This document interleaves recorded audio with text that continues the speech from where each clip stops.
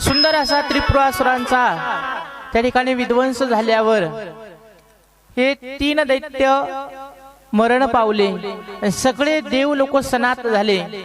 देव लोकाला परम आनंद प्राप्त झाला। गुरु बृहस्पतीला असं वाटलं की भगवान शंकराच्या कृपेने आपल्याला पुन्हा इंद्राला हे स्वर्गलोक प्राप्त झालं, म्हणून इंद्राला सोबत घेऊन चालले होते भगवान शंकराकडे अभिनंदन करण्यासाठी। तर जाता जाता भगवान शंकराने विचार केला की आपण थोडी परीक्षा घ्यावी। एक साधूचं रूप घेतलं आणि या दोघांसमोर गेले। आता बृहस्पतीने एक साधू बघून नमस्कार केला, पण इंद्राने नमस्कार केला नाही। बरेचसे लोक असे की नमस्कार करत नाही, आई वडिलाला नाही, देवाला नाही,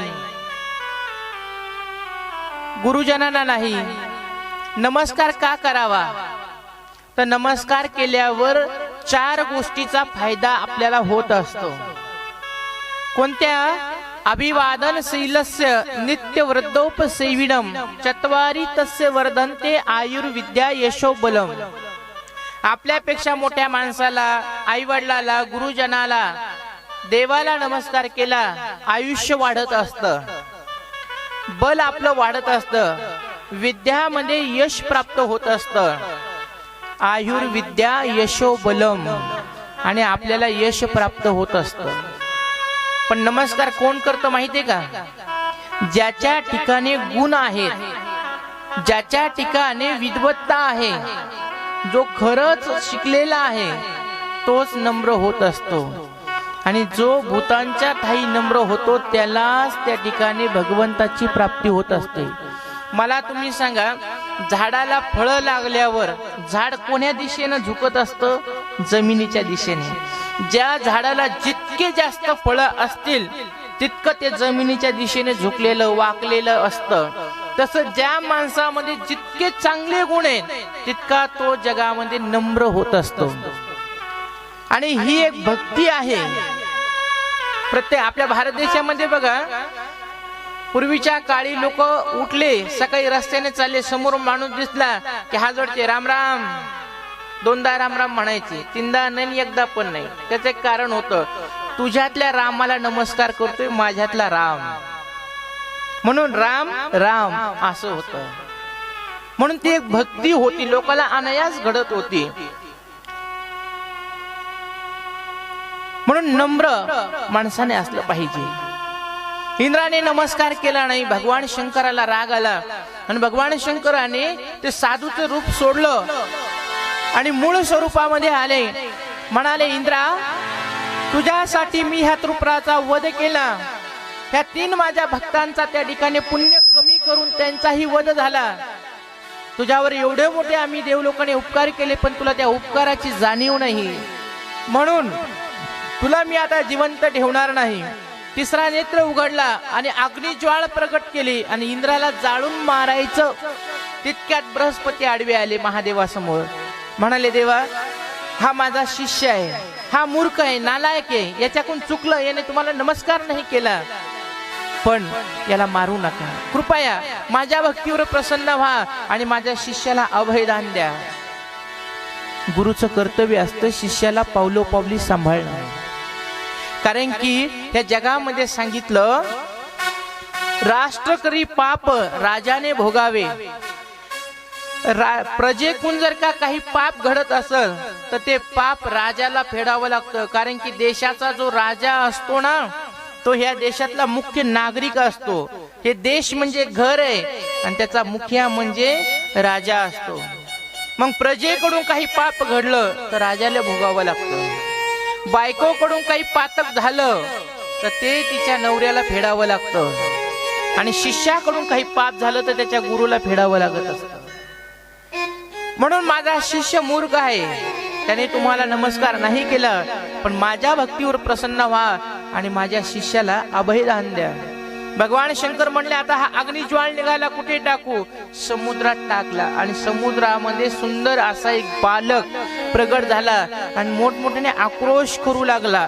सगळे देव लोक त्या समुद्राच्या तीरावर आले आणि तो सुंदर बालक त्या ठिकाणी समुद्रातून काढला आणि त्याने ब्रह्मदेवाची करंगळी धरली. त्याचं नाव आहे भगवान शंकराच्या ज्वालापासून उत्पन्न झाला म्हणून त्याचं नाव पडलं जालंधर. हा जालंधर दैत्य उन्मंत झाला आणि त्याचा संगोपन त्या ठिकाणी इंद्रादी देवतांनी केलं आणि शुक्राचार्याच्या स्वाधीन केलं. शुक्राचार्याने त्याला अनेक शस्त्रास्त्र विद्या शिकवल्या आणि त्याने विचारलं, हे जे राहू केतू आहे राक्षसामध्ये यांचे धड नाहीत, नुसतं डोकेचे यायला कशाचं कारण? म्हणले एकदा ह्या इंद्राची सगळी संपत्ती पाण्यात बुडाली होती म्हणून माझ्या भगवंताने सांगितलं की तुम्ही समुद्र मंथन करा. आणि त्या समुद्र मंथनामध्ये हलाहल नावाचं विष निघालं होतं. 50,000 करोड टन असणार ते विष. आणि ते विष कसं होतं? त्रैलोक्यात दहनात विषम.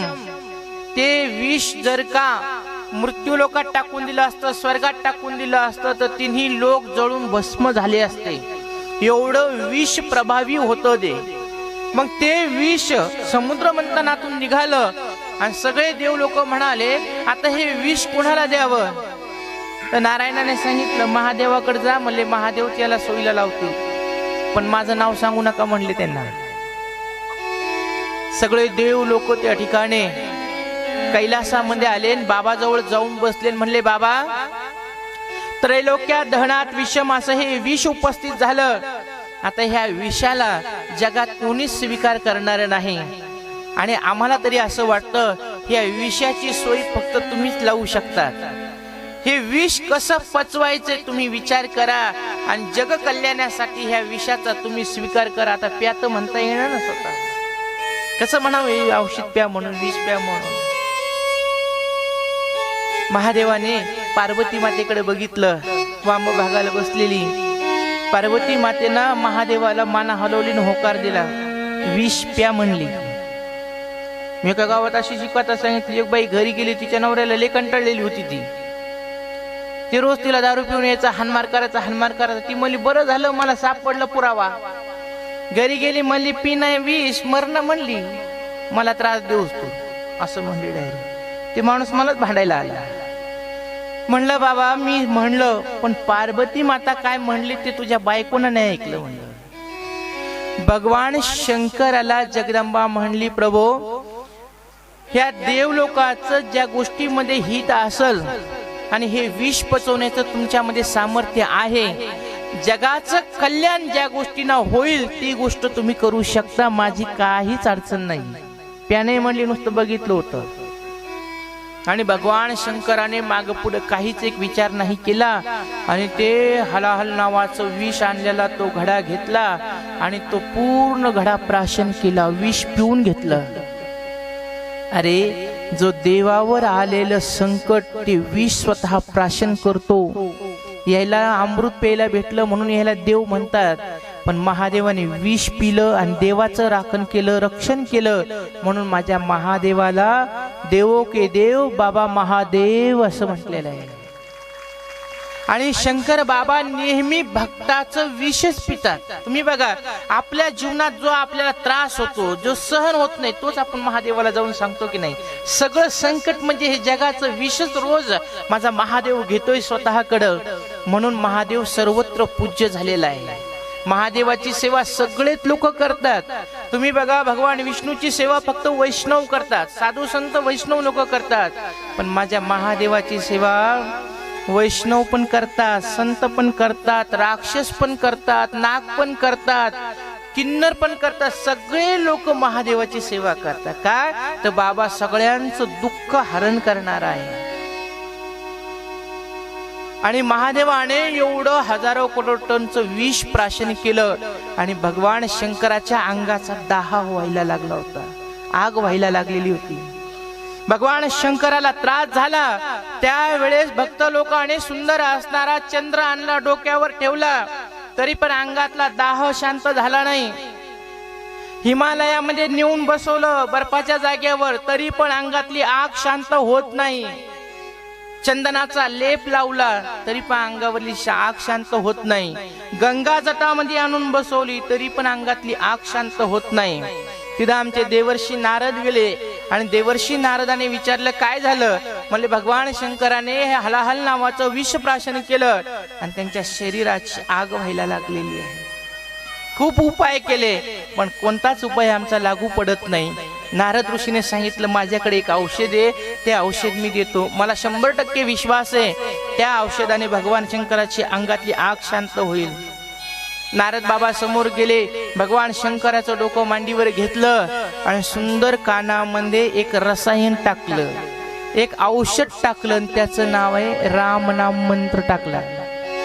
राम नाम मंत्र जसा कानामध्ये टाकला तसा तो हृदयामध्ये जाऊन बसला आणि सगळं विष एकत्र आलं आणि कंठामध्ये जाऊन बसलं. आणि तेव्हापासून माझ्या बाबाचं नाव पडलं बोल नीलकंठेश्वर भगवान की जय. असं सुंदर नामकरण बाबाचं झालं. आणि तेव्हापासून माझ्या नीलकंठेश्वराला असं कळालं की जगाचं विष पचवण्याचं सामर्थ्य फक्त कशात आहे, रामनामात. म्हणून मशानामध्ये बसून माझे भगवान रामनामाचा भजन करतात. श्री राम जय जय राम, श्री राम जय जय राम, भजन करी महादेव देव, भजन करी महादेव देव, भजन करी महादेव.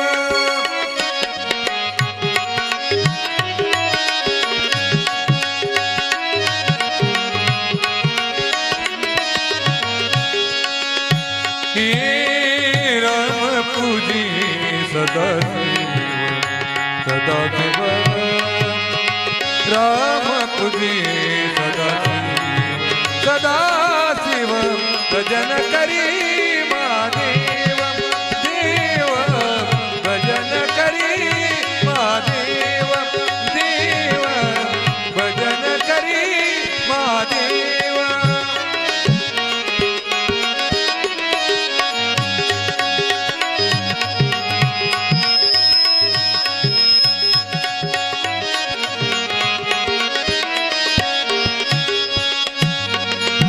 श्री राम जय जय राम, श्री राम जय राम, भजन करी महादेव देव, भजन करी महादेव देव, भजन करी महादेव. श्रीराम जय जय राम. बाबाच्या सगळ्यात आवडीचा मंत्र कोणता असेल तो रामनाम मंत्र आहे. आणि म्हणून तेव्हापासून बाबाने हा मंत्र धारण केला. आणि काशीमध्ये पण बाबा मेलेल्या मड्याला सुंदर असा उपदेश करतात रामनामाचा आणि त्याला सुद्धा मोक्ष प्राप्त करून देतात. म्हणून रामनामाचा स्वीकार बाबाने केला आणि तेव्हापासून रामाचं भजन भगवान शंकर करतात. जो रामाचं भजन करतो तो शंकराला अधिक प्रिय होत असतो. मग ही कथा त्या ठिकाणी ब्रह्मलोकामध्ये ब्रह्मदेव सांगत होते. आणि ब्रह्मदेवाने नारदाने विचारलं, म्हणले प्रभू मी 12 ज्योतिर्लिंगाची यात्रा केली, मृत्यू लोकामध्ये सुंदर असणारा प्रवास केला, पण ह्या सगळ्या प्रवासामध्ये मला मंदिरामध्ये काही ठिकाणी माता पार्वती दिसली, काही ठिकाणी कुमार कार्तिकेय सोबत दिसला, काही ठिकाणी गणपती बाप्पा सोबत दिसले, काही ठिकाणी हे तिघ पण नव्हते.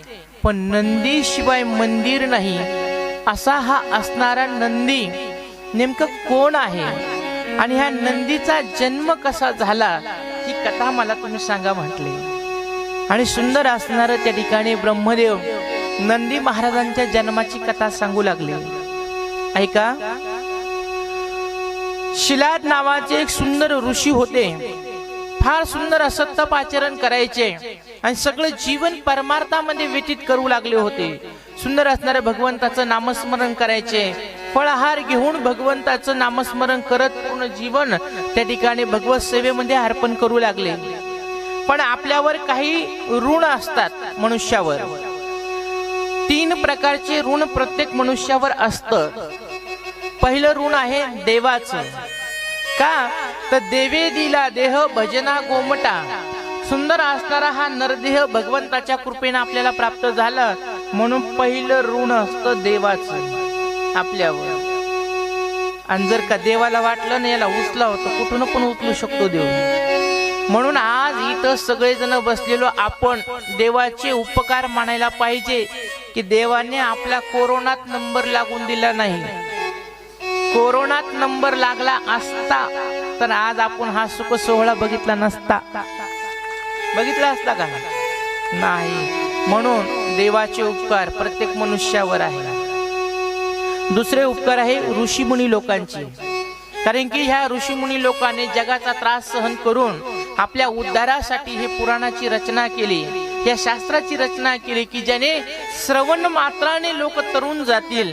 भगवंताची सोपी भक्ती त्या ठिकाणी नवविधामध्ये सांगितलेली आहे, श्रवण नावाची भक्ती. म्हणून आपल्यावर ऋषी लोकांचे उपकार आहेत. आणि तिसरा उपकार आपल्यावर असतो आपल्या आई वडिलांचा, आपल्या पूर्वजांचा, की ज्यांनी आपल्यासाठी सुंदर घर बांधून ठेवले, आपल्यासाठी शेतीबाडी कमवून ठेवले आणि त्याच्यावर आपण सुखाने जीवन जगतो, आनंदाने त्या ठिकाणी राहतो. म्हणून आपल्या पूर्वजांचे आपल्यावर ऋण असतं. मग ह्या 3 ऋणातून तर मनुष्य कधीच उरीन होऊ शकत नाही. त्याच्यासाठी त्यांच्या नावाने भजन करणं हा सोपा मार्ग शास्त्रामध्ये सांगितलेला आहे. या शिलादाचे पूर्वज त्याच्या स्वप्नामध्ये गेले महाराज. सकाळी ब्रह्म मुहूर्तावर पडलेलं स्वप्न खरं असतं. ब्रह्म मुहूर्तावर त्याचे पूर्वज त्याच्या स्वप्नात गेले आणि सांगितलं, शिलादा तू तुझ्या तपातून एक सुंदर असणारा अयौनिज पुत्र जन्माला घाल, की तो पुत्र जन्माल्यावर आपल्या समस्त कुळाचा उद्धार होईल. आम्ही सर्व पूर्वज त्या ठिकाणी उद्धरून जातील. असा एखादा सुंदर शीलवान रूपवान गुणवान मुलगा भगवत भक्त तू अयौनी जन्माला घाल. शिलादाला असं वाटलं की आपण आपल्या तपातून असा पुत्र जन्माला घालू शकतो. म्हणून त्या शिलाद मुनीने सुंदर असणारं इंद्राचं भजन केलं. इंद्र महाराज प्रगट झाले आणि म्हणाले, तुला काय पाहिजे? इंद्राला सांगितलं, महाराज माझ्या पूर्वजांच्या उद्धारासाठी मला अयौनिज पुत्र तुम्ही द्या. इंद्राने सांगितलं, शिलाद मुनी तुम्ही भजन केलं हे चांगलं केलं, पण तुला अयौनिज पुत्र देण्याचं सामर्थ्य माझ्यामध्ये नाही. कारण की आम्ही सगळे देव आहोत, आम्ही सगळे जन्माला येणार मरणारे आहोत. ब्रह्मदेवाच्या एका दिवसामध्ये माझ्यासारखे 14 इंद्र बदलते. हे काळकुटाचे सहोदर मृत्यू बेहने पेले अमर, हे देहाचे पुरंदर 14 जाती. एका ब्रह्मदेवाच्या दिवसात 14 इंद्र बदलते, त्यातला माझा एक नंबर आहे. आणि मी तुला अयौनिज पुत्र देऊ शकत नाही. याच्यासाठी जो अमर आहे, जो अजर आहे, जो शाश्वत आहे, जो अनंत आहे, असा भगवंत शंभू महादेव आहे. त्या महादेवाचं तू भजन कर. असा पुत्र देण्याचं सामर्थ्य फक्त भगवान शंकरामध्ये आहे. बाकी कोण्या देवाचं तू भजन करू नकोस. शिलाद मुनीला फार आनंद झाला की मला मार्ग यांनी चांगला दाखवला. नमस्कार केला, इंद्र निघून गेला. आणि सुंदर असणार त्या ठिकाणी शिलाद मुनीने माझ्या भगवान शंकराचं अनुष्ठान प्रारंभ केलं. पंचाक्षरी मंत्राचा 12 वर्ष त्या ठिकाणी ध्यान केलं. ओम नमः शिवाय, ओम नमः शिवाय, ओम नमः शिवाय. आणि मनामध्ये एक ध्यास आहे की बाबा माझ्या तपाचं सार्थक करतील, मला इच्छित फळ देतील, ही आशा धरून शिलाद मुनीने सुंदर असं भगवंताचं नामस्मरण केलं. 12 वर्ष पूर्ण झाले आणि माझा आशुतोष भगवान त्यांच्या समोर प्रगट झाला. बोले नीलकंठेश्वर भगवान की जय. बाबा प्रगट झाले. बाबाने विचारलं, शिलाद मुनी तुम्ही एवढं सुंदर 12 वर्ष माझं भजन केलं, हे कशासाठी केलं? शिलाद मुनीने सांगितलं, बाबा माझे पूर्वज माझ्या स्वप्नात आले. माझ्या पूर्वजाने सांगितलं की आपल्या कुळामध्ये अयौनिज असणारा पुत्र तू जन्माला घाल. महादेवाने सांगितलं, तुझ्या कुळामध्ये असाच पुत्र जन्माला येईल, माझा तुला आशीर्वाद आहे. आणि तोच शिलाद मुनी त्या ठिकाणी यज्ञासाठी जमीन नांगरायला गेले. आणि जमीन नांगरता नांगरता त्यांच्या शरीरातूनच अकस्मात तेज बाहेर पडलं आणि सुंदर असा माझ्या नंदी महाराजांचा जन्म झाला. बोली नंदिकेश्वर भगवान की. नंदी महाराजांचा जन्म झाला आणि शिलाद मुनीला परम आनंद झाला. अयोनीज पुत्र प्राप्त झाला. सुंदर असं त्याचं संगोपन करू लागले. त्याला वेद शिकवू लागले. वेदांमध्ये पारंगत केलं. आणि एक दिवस ह्या शिलादाचे मित्र वरुण दोघ जण भेटायला आले. आणि भेटायला आल्यावर सुंदर हा बालक नंदिकेश्वर बघितला आणि त्याच्या जवळ जाऊन त्याला जवळ घेतलं, आशीर्वचन दिलं आणि त्याचे हात बघितला. तर शिलादाला बोलू लागले, शिलाद, तुझा हा जो पुत्र आहे ना, गुणवान आहे, शिलवान आहे, याच्यापासून तुला खूप आनंद झाला. पण बाळा, जितका तुला आनंद ह्या मुलापासून झाला का, तितकाच तुला ह्या मुलगा दुःख पण देणार आहे. तितकाच दुःखाचा साक्षात्कार ह्या मुलापासून होणार आहे. शिलाद ऋषीने विचारलं, तुम्ही असं का बोलतात? म्हणले, तुला महादेवाच्या कृपेने हा पुत्र नंदी प्राप्त झाला, पण तुझा पुत्र नंदी हा अल्प आयुष्य आहे. काय आहे? अल्प आयुष्य आहे. हा तुला लवकरच सोडून जाणार आहे आणि याच्यापासून तुला परम दुःखाचा साक्षात्कार होणार आहे. आता कोणत्या बापाला असं वाटतं की माझ्या आधी माझ्या मुलाने जावं? कोणाला वाटतं? आणि कोणाच्याच नशिबात हे दुःख येऊ नये महाराज, कोणाच्याच नशिबात येऊ नये. कारण की हे लयच उलट दुःख असतं. ज्यांना झाले त्यांनाच विचारा हे दुःख किती वाईट आहे. ज्याला आपण जन्माला घालव त्यालाच आपल्या हाताने जर का झाकण्याची वेळ येत असेल तर त्या आईवडिलाचं खरं पापच जन्माला आलं म्हणावं त्या दुःखाच्या रूपाने. त्या शिलाद मुनीचे ते मित्र आणि वरुण हे दोघं मित्र होते. त्या दोघांनी सांगितल्यावर हा शिलाद मुनी त्या ठिकाणी दुःख झाला, रडू लागला. त्या दोघांनी सांगितलं, शिलादा, रडू नकोस. जिथं समस्या असते का तिथं समाधान सुद्धा असतं. एकही समस्या हे जगातली अशी नाही की त्या समस्येचं समाधान नाहीये. आम्ही तुझे मित्र आहोत आणि मित्र तोच असतो जो संकटामध्ये मित्राला साथ देत असतो. जीवनामध्ये असाही एखादा मित्र असावा, तो आरशासारखा असावा. आपले गुण तर सांगतोच, पण आपले दुर्गुण पण त्याने सांगण्याचा अधिकार त्याला असला पाहिजे. मित्र कसा असावा? तर आपल्या सावलीसारखा असावा. कितीही दुःख आलं तर आपली सावली आपल्याला सोडून राहत नाही. दुःख अडवायला उंबऱ्या सारिका, दुःख अडवायला उंबऱ्या सारिका, मित्र वनव्यामध्ये गरव्या सारिका, मित्र वनव्यामध्ये गरव्या सारिका. वाट चुकणार नाही जीवनभर तुझी, वाट चुकणार नाही जीवनभर तुझी. एक तू मित्र कर आरशा सारखा, मित्र वनव्यामध्ये गरव्या सारखा.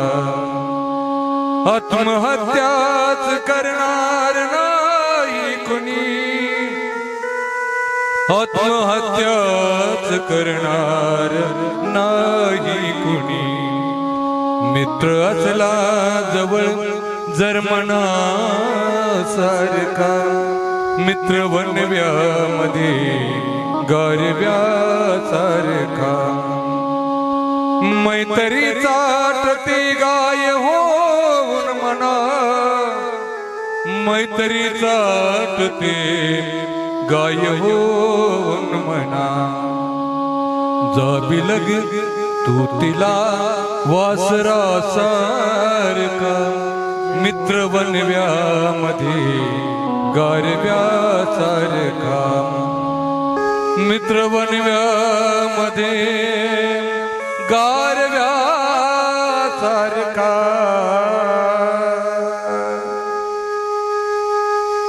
सुंदर असणारा असा एक तरी मित्र जीवनामध्ये पाहिजे. का? तर आपण अनेक जणांशी आपले नाते असते. काही दुःख आपण आई वडिलाला सांगू शकतो, काही दुःख आपण पतीला सांगू शकतो, काही दुःख आपण मुलाला सांगू शकतो, पण काही दुःख असं असतं ते फक्त मित्र आणि मैत्रिणीला सांगू शकतो. म्हणून जीवनामध्ये असे काही मित्र मैत्रिणी असले पाहिजे की ते आपल्याला सुखादुःखात साथ देणारे असले पाहिजे. असे मित्र पाहिजे. ती जागाच एक वेगळी, एक नातं ते वेगळंच असतं, है की नाही? म्हणून मित्र मैत्रिणी चांगले असले पाहिजे. या वरुणाने सांगितलं की तू रडू नकोस, ह्या दुःखामध्ये आम्ही तुझ्या सोबत आहे. तू एक काम कर, तुझा पुत्र जरी अल्पायुष्य असला तर काळालाही जो दाबू शकतो, काळालाही जो पाठीमागे लावू शकतो, असा असणारा कालो के बी काल बाबा महाकाल, असे भगवान शंकर आहे. आणि त्या भगवान शंकराचं याला भजन करायला लाव. सुंदर असं मार्गदर्शन मित्राने या दुःखाच्या वेळेस शिलाद मुनीला केलं. आणि शिलाद मुनीने आपल्या पुत्राला घेतलं आणि नीलकंठेश्वर मंदिरामध्ये नेलं आणि सांगितलं, बाळा तुझ्या जवळ आता फक्त 6च महिने बाकी आहेत. हे 6 महिने तू एक क्षणही वाया न घालवता ह्या नीलकंठेश्वराचं भजन कर. हाच एक देव असा आहे की तुझा मृत्यू टाळू शकतो आणि तुला पुनर्जीवन दान देऊ शकतो. त्या नंदी महाराजाने 6 महिने असं भजन केलं की पूर्ण जगाचा विसर पडला. आणि सुंदर असं संपूर्ण 6 महिने रात्रंदिवस भगवंताच्या भजनामध्ये घातलं. आणि ज्या वेळेस मृत्यू गंडांतर योग होता त्यावेळेस पिंडीजवळ नंदी महाराज बसलेले आहेत. सुंदर असं भगवंताच्या नामाचा पाठ सुरू झाला आणि ते भजन चालू असताना काळ आला. आणि काळ ज्या वेळेस नंदी महाराजाला स्पर्श करणार त्यावेळेस महाकाल प्रकट झाला. लात मारून काळाला मंदिराच्या बाहेर ढकललं आणि नंदी महाराजाला उचलून बाहेर आणलं. बोल नंदिकेश्वर भगवान की जय. नंदी महाराजांच्या भक्तीने भगवंताला प्रकट करावं लागलं आणि भगवंताने प्रगट होऊन काळाला सुद्धा लात मारून काढून दिलं. शिलाद मुनी समोर आले आणि शिलाद मुनीने भगवंताला नमस्कार केला. प्रभो, तुमच्यामुळे माझ्या मुलाचा मृत्यू दूर निघून गेला. माझ्यावर तुमचे अनंत उपकार आहेत. भगवंताने सांगितलं, शिलाद तुझा हा पुत्र शीलवान आणि गुणवान आहे. सुंदर अशी माझी त्याने भक्ती केलेली आहे. बाबा, तुमच्या भक्तीमुळेच आज तो मला बघायला भेटला. बाबा म्हणले, तुझा मुलगा जर का तुला हमेशा बघायचा असल तर याला मी अमर करल, माझ्यासारखंच याला रूप देईल, त्रिनेत्राचा मी याला करल आणि माझ्यासारखं मी अमर करल. पण त्याच्यासाठी तुला एक संकल्प करावा लागेल. काय म्हणले? म्हणले काही नाही, तुझ्या पुत्राला माझ्या अखंड सेवेमध्ये समर्पण करून टाक, अर्पण करून टाक. शिलाद मुनीने विचार केला, जर का आपण भगवंताला अर्पण नाही केलं तर कालांतराने का होईना पण माझा पुत्र मरल, त्याला मृत्यू येईल सृष्टीच्या नियमानुसार. पण माझा मुलगा जर का भगवंताच्या सेवेत राहिला तर निदान मला बघायला भेटल आणि याच्या भक्तीमुळे माझ्या 21 पिढ्या उद्धरून जातील. हे एक वेगळंच मला प्राप्त होईल पुण्य आणि माझ्या पूर्वजांचा उद्धार होईल. आणि मी लोकाला सांगल, महादेवाच्या समोर जो बसतोय ना तो माझा पुत्र आहे. मी स्वाभिमानाने लोकाला सांगल, शिवभक्तीमध्ये मी माझ्या मुलाला अर्पण केलेलं आहे. शिलाद मुनीने होकार दिला. भगवंताने सांगितलं, संकल्प कर. आणि त्यावेळेस शिलाद मुनीने संकल्प करून पुत्र दान दिला शिवाला. शिवभक्तीमध्ये अर्पण केलं. आणि माझ्या शंभू महादेवाने सुंदर अशा जटेतून 5 गंगा प्रगट केल्या. शिवपुराणात सांगितलं, जटोदका, त्रिस्त्रोता, वृषध्वनी, सुवर्ण उदका आणि जंबू नद्या अशा 5 गंगा प्रगट केल्या. आणि सांगितलं, नंदी या पंचगंगामध्ये जा आणि स्नान करून ये. पंचगंगामध्ये जाऊन स्नान केलं आणि भगवान शंकराने डोक्यावर हात ठेवला. पूर्णमद पूर्णमिद पूर्णात पूर्णमुदच्यते पूर्णस्य पूर्णमादाय पूर्णमेवावशिष्यते. आजपासून तू माझा शिष्य, तू माझा सेवक, आणि तू माझ्या कार्तिकेय इतकाच मला प्रिय माझा पुत्र होशील. आणि डोक्यावर हात ठेवून आशीर्वाद दिला. आणि त्यावेळेस हजारो हात त्या ठिकाणी नंदीला